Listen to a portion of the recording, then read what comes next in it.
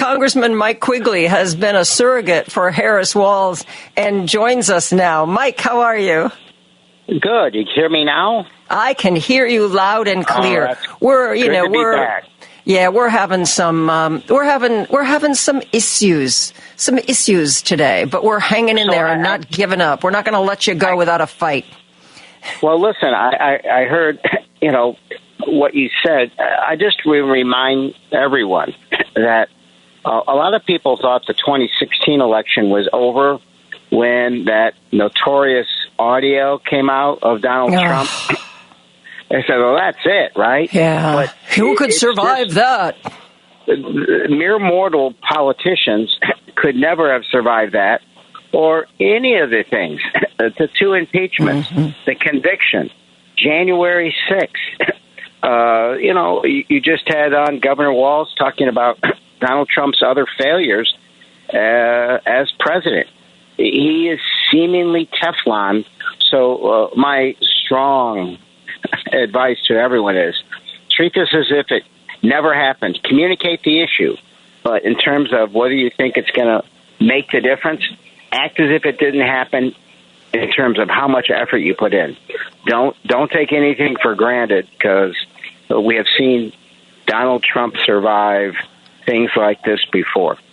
And I think in 2016, too many people did take things for granted. We trusted the polls more back then, and they were like, Hillary Clinton's going to win in a landslide. And I think that encouraged some Democratic voters to vote third party or to just stay home because, it's a landslide. My vote doesn't even really matter. It's not really even needed. Major national publications editorialized and wrote how Trump can't win. Right. Well, he only won by 78,000 votes in 3 states. About the size of a crowd at Soldier Field, and that's in 3 states.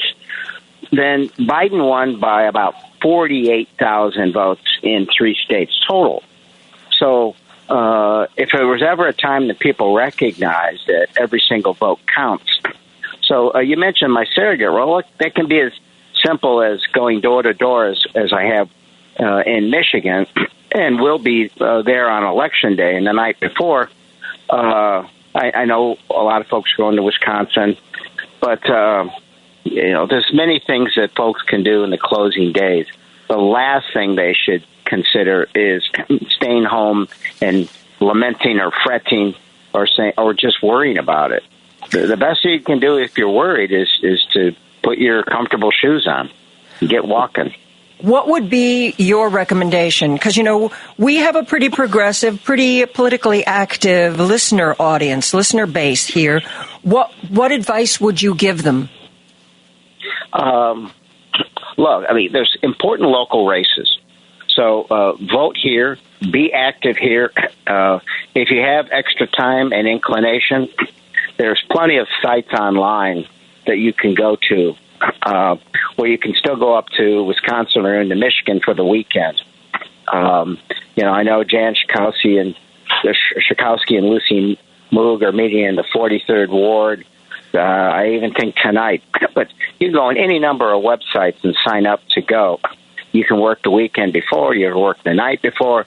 You can work Election Day about, issues of getting out the vote. I've done this the last 2 elections in Michigan.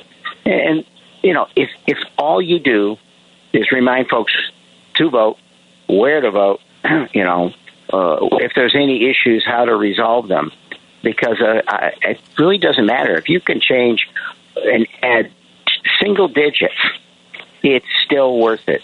Because, when you multiply that toward the tens of thousands of volunteers that are going to be combing Pennsylvania, Michigan, Wisconsin, that's what made the difference in the last election. It's what's going to make the difference now. And, there's still those. I'm very concerned about the Senate. I think that's our toughest fight. I'm feeling pretty good about the House regaining. I'm very concerned about the Senate. I'm cautiously optimistic about the White House. Pick what you need to want to do, because there's Senate races in all those nearby states too. Talk about Florida and Texas, because I know that the Democratic Senate committee has shifted campaign funds into the race against Rick Scott and the race against Ted Cruz.